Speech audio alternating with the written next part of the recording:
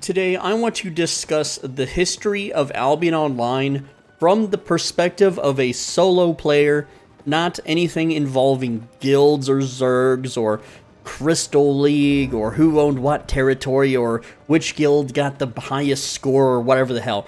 This is all of the changes that impacted us solo players for better or for worse, or, neither. I just wanted to discuss the history from my perspective of the game, having mainly played this after the free-to-play update. I did play this when the game was pay-to-play, but I didn't play it very long because there wasn't a lot of people to play with, and the game was very bare bones, not a lot of people running around in the world, and I had a real-life job, so MMORPGs weren't something I could really invest time into and be productive with. So let's get started. First up, premium in this game, believe it or not, only used to cost about 3.3 million silver. This did go up over time, and it kind of held strong around the 6.6 million threshold. Then it jumped up to 8, then 9, then 12, and now it's at 17.5.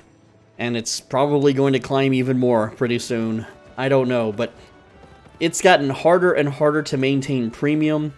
And yeah, it's pretty brutal. But back in the day, I was just a basic crafter and gatherer.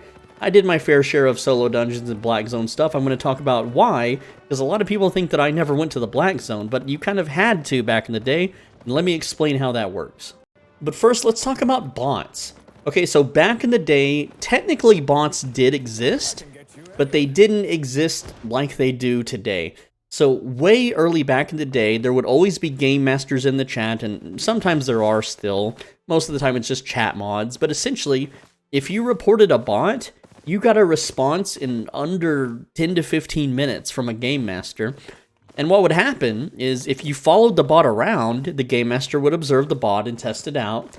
And if it was confirmed that you reported a bot, the game master would permanently kill the bot in front of you and let you have all of its loot as a reward for reporting it.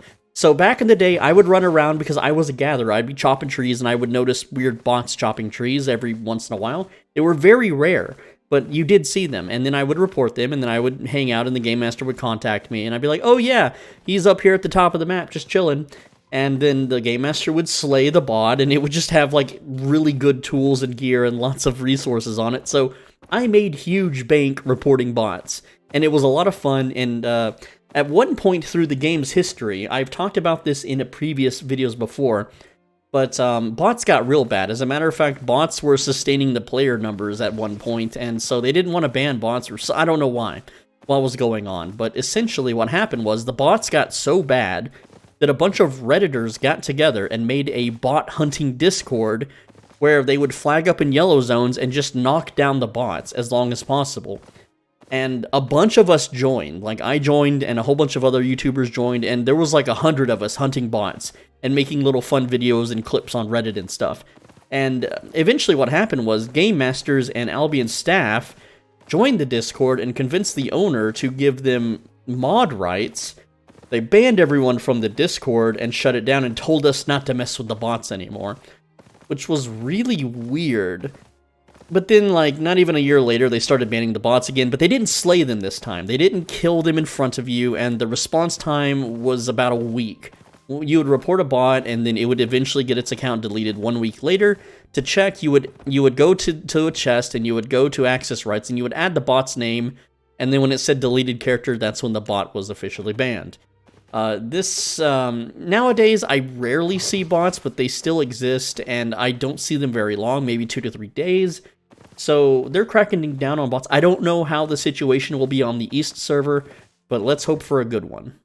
Also, back in the day, and I am the reason this got nerfed, you can hate me for it, you can blame me for it, but if I never existed in this timeline, then this probably would still be in the game.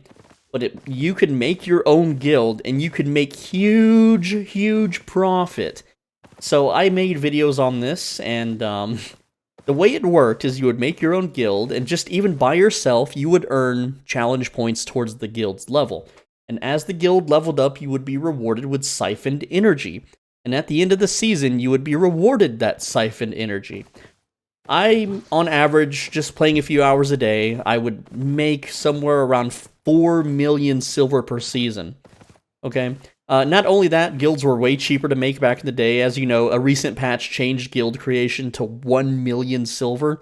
It was way cheaper back then, and you would just make tons and tons and tons of guilds to create these guild halls, which you can see right now on my screen, and fill them with laborers, and the laborers would make you even more money. So you had your solo guild with your guild hall that you owned, and you were making money from laborers, and laborers were actually way better back in the day. They've been kind of nerfed, unfortunately. That's just the truth, and that's just how it is. But other than that, the siphon energy you received as a guild reward was worth it for almost everyone to make their own guild. And SBI saw this, and they were like, well, people aren't joining guilds because they make more money by themselves. They're not being taxed. They're not doing the ZVZ stuff that we want them to. So we're just going to take away siphoned energy completely. So you don't earn siphoned energy anymore just by leveling up your guild. Like, I could just go farm dungeons and level up a guild and make 4 million silver per season. It was great. It was awesome. So many people got super rich. It was a really nice head start. If you're a new player, it was an amazing head start. Like, your first couple of hours, you would generate siphon energy that would help you pay for starter gear and stuff. It was so insanely broken. But they took it out of the game, sadly. Now, everyone knows I'm the Yellow Zone Warrior, right? But what they don't realize is that wasn't always the case. And that is because, back in the day, blue and yellow zones were IP capped, or your item power had a limit, a ceiling. So what I could do now in today's version of the game is slap on some 8.4 gear, like this 8.4 bear paws, and I have 2,036 item power. But back in the day, even with this, well, it'd be 8.3 back in the day, because 8.4 did not exist. But you get the point, right? You get the idea. I could equip the best gear in the game with the highest item power, and if I were just in a blue zone or a yellow zone, my item power was limited, which means I couldn't just go speed clear a dungeon. I couldn't just pick on new players. I had no reason to be in a yellow zone. Open world mobs did not give any good fame or silver at all. You had to do dungeons back in the day. There was no corrupted dungeons.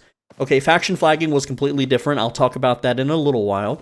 But essentially, if you were doing dungeons in a blue or yellow zone, you were doing them just as fast as anyone in a black zone, and you were getting worse rewards because you can't speed clear them in yellow zones. Yes, they're safer, you won't lose your gear, but your gear doesn't give you the power to clear them fast, so there was no point to do it. And there was no point to PvP or flag up in a yellow zone to bully people, because everyone was equal. It doesn't matter how good your gear was or not. Like, if I wore the best gear in the game and fought someone, it's like maybe 2 hours into the game and they're 5.1 or whatever, then they had just as much power as I did. So I had no I couldn't just, like, down everybody in the zone and you know, camp them. And I think that was a good thing for the game, because it forced you, as a player, to start going to red zones and eventually to black zones.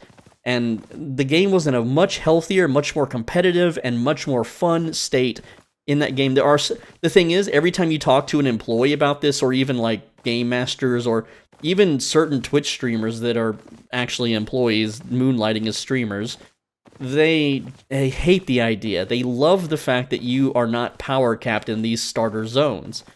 Me, personally, who took full advantage of this, like, patch day, as soon as they removed the IP caps, guess who was speedrunning Yellow Zone dungeons? That's right. And speaking of Yellow Zone dungeons, so back in the day, after the IP caps were removed, because I didn't really do Yellow Zone dungeons before then, but once those IP caps got removed, Yellow Zone dungeons were so good for silver per hour. The loot was insane. The black market either was unbalanced at the time, but you could run Yellow Zone dungeons and make over 2 million silver per hour super easily. I have a screenshot from early 2020 whenever the Avalonian roads released around August-ish. And let me just pull it up on the screen here. You can see some of the loot that I'm getting just from yellow zones, from group dungeons, and solo dungeons, even tier 4 dungeons. Let's pull it up on the screen here. And so here we go. Let's take a look here. And it looks like some of these are with premium. So we have... let's start here. So we have an uncommon chest. You can see it's a yellow zone, and I have premium. Very cool, right? 887,000, okay? So obviously that's a group dungeon chest, okay? Now we have just a single drop from a mob, 800k, and this was all taken in the same day, in like just a few hours. This is not like me cherry picking stuff from like a week's worth of dungeon farming. This is from a blue zone, 146k. You saw this all the time. Okay, we have another 300k there.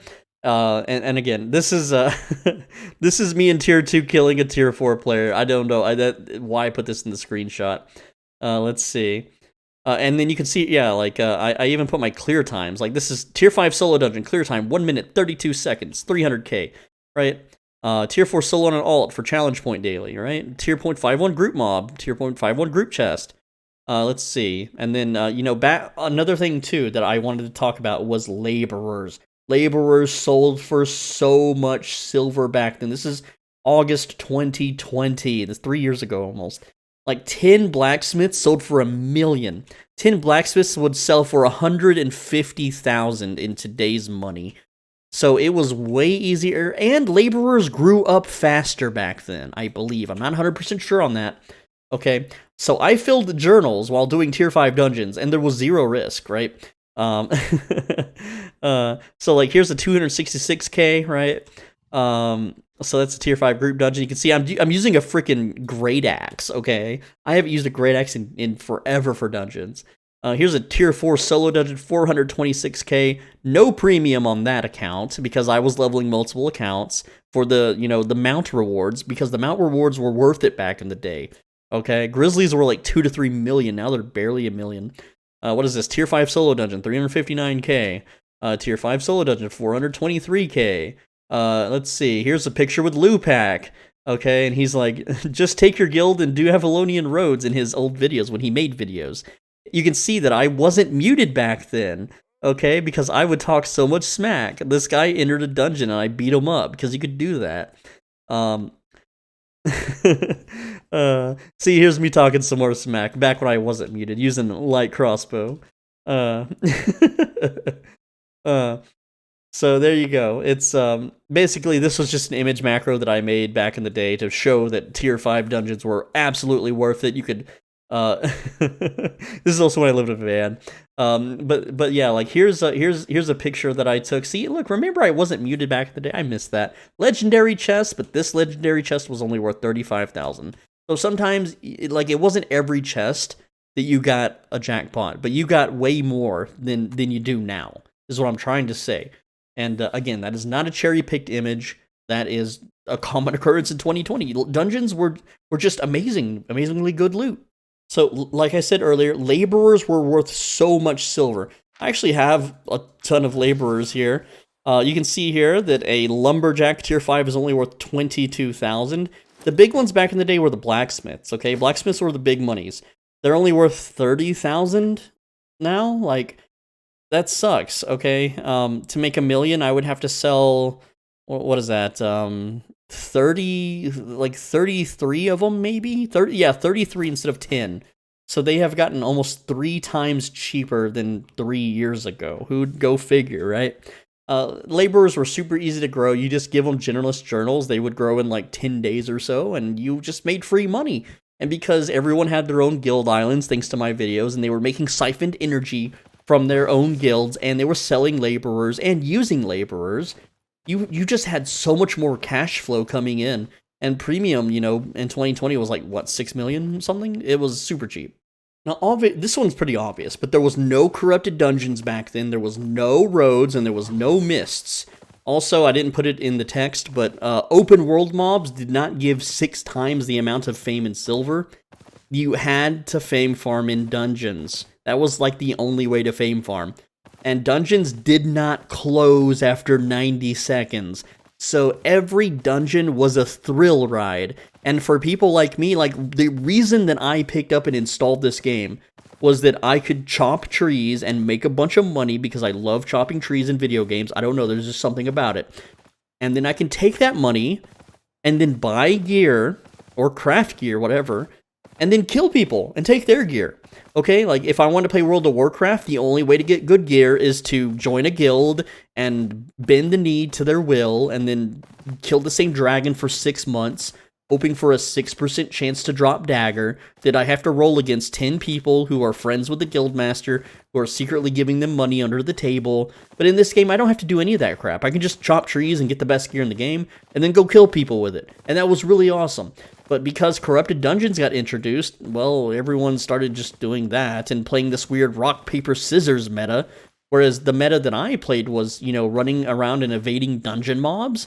And, even when you did dungeons, sometimes people would enter your regular dungeon to kill you because they never closed. So they would just go explore it and then just run down like 2 floors and find you fighting some zombies. And you would fight back and you would win, you would lose. It was fun. It was awesome. Like, I had a 20-minute fight with the Death Givers once. And he eventually got a healer that came in to help him, and I had to leave. He couldn't catch me, so I would just keep resetting indefinitely, which is kind of sadly what is happening now in Corrupted Dungeons. But there was also no roads. Roads divvied up the player base, and then mists divvied up the player base even more. Mists are just being used by the highest tier PvPers who have people funding them to increase their PvP rank. There's no real reason to do Mist, and as a solo, there's no real reason to do roads. The roads are filled with cheaters, ESPers, and people using Portaler to navigate the place automatically for them. Not really automatically, but they use a Discord app called Portaler. It shows them which roads are connected to what, and they can just tell where to go without discovering it for themselves. It kind of defeats the whole purpose of the roads, honestly. In Corrupted Dungeons, it's rock, paper, scissors. Oh, I brought this build and you brought that build. I guess I have to run away. It's not fun. It's not exciting. It's just, you're just playing the meta. You're just doing the same motion over and over again. Whereas solo random dungeons were changes of scenery. They were, you might get dived, you might not. And I don't know why they made this change, because I don't know if like a bunch of people quit, and if there's an exit survey when you uninstall it, it's like, well, I got ganked in a solo dungeon and lost my stuff, dude. I don't know what the reason why they changed this. So the old staff, the original people that made the game from the Kickstarter days, because this was a Kickstarter game. You went to Kickstarter and then you funded the game, and then they made it through Unity, right? The old people that were in charge, the original OG like developers and stuff, were edgelords. They would post on 4chan, not Reddit. They would post threads about their game on 4chan. They would shoot the shit with everybody. They were awesome people. They wanted to make a game where you could talk smack and it was okay, as long as you're not like threatening legal stuff towards people, or not breaking the law, basically. But the game has completely turned away from that original idea, because the old guard left, and then the people that are still owning the game, and they even sold out to Stillfront, which is changes everything, because now they're just wages for a bigger money company, right? But the point is that the old OG people that made this game were hardcore shit posters on 4chan, and they were pretty based, let's just say that. So faction warfare back in the day was full loot. And yes, there were decent rewards for faction flagging, but there was no outposts, there was no bandit assault, there was no little overlay on the map that shows you what territories are being... There was no owning a territory. Okay, that didn't exist. You didn't have these little capture points, or capture the flag, capture the king of the hill, whatever. You faction flagged. Like if I was faction flagged for Bridgewatch, I can go into a blue or a yellow zone, and I could full PvP anyone that is also faction flagged against Bridgewatch. So I can go fight Limhurst and take their loot, and it was awesome, because it was like it was like red zone ganking, but against the enemy faction. And so what would happen is you would have scouts, and you would see who's faction flagging in full 8.3. The one-handed dagger build back in the day was the only build that could solo dungeons, group dungeons, until they buffed the Great Axe and gave lifesteal food. Before that, it was only the one-handed dagger that could do it, because Shadowcaller didn't exist and lifesteal food didn't exist, so you had to use one-handed dagger. And what we would do as scouts is as soon as we saw an 8.3 faction flag dagger user enter a dungeon, because dungeons didn't close, we would chill outside the dungeon and we would get on Discord and we would holler at all of our friends to come gank this person. So there was no like building up like the faction points either, really. I mean, yeah, you had faction points, but you didn't have like the big rep system, so you could just flag as whatever wherever. So if you saw a Limhurst guy farming outside Limhurst, you'd flag up in Bridgewatch and so on and so forth. But your friends would come, and then you would have like 3 or 4 people, and you would just go murder the person who's faction flagged in the 8-3 and take all their stuff, and you were set. And 8-3 back then was, oh, it was so expensive. It was way more expensive than it is now, and that meant something, right? Like back in the day, it was so much harder to fame up and to buy expensive gear. So if someone saw you with maximum spec, which when they inspected you, there wasn't little stars to tell. It would be like if you showed a screenshot on a forum or something. It really meant something. I was one of the OGs that maxed out crossbows before almost anyone had stuff maxed out. And people were just like, oh my god, you're like the crossbow god, dude. It really meant something, but now everyone can just max everything. It's just whatever. It's not as impressive anymore. The only thing that's impressive is full 120 spec, which just shows that you're super rich and wealthy and have lots of friends. That's all that means. But maybe that's just me being biased and salty. I don't know. But faction warfare was way more exciting too, because the game didn't like hold your hand and tell you where to go. There was none of this crap going on, right? Like right now I can see that Limhurst is attacking Spindlewood and taking back their points. You didn't have this. You had to be in several different discords, and you would have hundreds of players do these massive, massive Zerg fights where there would be like 200 people, and you would all pile into a group dungeon, and you would clear the first floor, and you would run to a point, and then the enemy invading team would all join the group dungeon, and then they would try to push you out of that group dungeon. And it was a whole lot of fun, because it was full loot PvP inside of a group dungeon, not on an open field where everyone can run away in any direction. No, it was in a corridor, a dungeon. You were literally fighting in a dungeon, which dungeons have big rooms, they have small rooms, they have choke points. You know, they're generally one way, and the defending team could run to the second floor, essentially. And then the attacking team could push through the first floor, and then ascend to the second floor, in which case they could either, you know, the defending team could push back to the first floor, and eventually push the attacking team out, or they would push the defending team all the way to the back of the dungeon, and then they won, essentially. And then they can collect all the loot. It was probably the most fun thing this game has ever had, and it's gone. You're never going to see that again. And you may be thinking, well, Swell Benji, that's what Zerg versus Zerg is in the Black Zone. And no, it's not. It's not in a dungeon. It's on the open field. It's in a castle. It's in someone's base or near their hideout. It's not anywhere near the same. Okay, this was massive, massive warfare in a freaking cave. So weapons that were really good for choke points, yes, they're rarely used in today's world, right? Because there's not many choke points in the open world. But in dungeons, this weapon didn't exist, by the way. But if it did, look at that. Imagine blowing holes in 200 people that are like trying to run down a hallway. It was tons of fun. You had to actually coordinate with tanks and healers. There was nothing like it, and I wish I recorded more of that era. I did record some of that era. But at the time, I was a little salty because I was, you know, like running around in 4.1 game, like, oh, I got one-shotted by a whaling bow. This is stupid. But now I'm at the point where I'm the whaling bow guy. You know, I've got the spec, I've got the bow. It's on the market right now. But you get the point, right? Like, if I was stronger at the time, it would have been more fun, I guess. So the game had a huge problem with the RMT. It kind of does now, but it's more underground. But essentially, there was RMT Hunters, and what you would do is you would see a player named like Jiang Zhao Zinzong or something, and they would be riding a mammoth through the red zone. And you and your buds would gank the mammoth and collect like 180 million silver worth of goods. And this happened every day, 24/7, 365 in the early days. The RMTers would just run their mammoths through the red zones to get to the black market and then make a killing, and then they would sell, you know, that money they would sell their silver for real money and then use the real money to buy gold to buy. So it was stupid, right? Like, well, no, they didn't do it like that. It was kind of whatever. You get the point, right? They would use their silver to make more silver, but they didn't do it through the official cash shop. No, of course not. That's not how that works. But essentially, what they did was they were just constantly transporting. Now you never, ever see a mammoth transport through the red zones, ever. And if they do, it's always smaller amounts. I think, like, the biggest kill lately in all of the red zone ganking circles was someone died with 14 crypt candles. Oh boy. Which is like 160 million, I guess.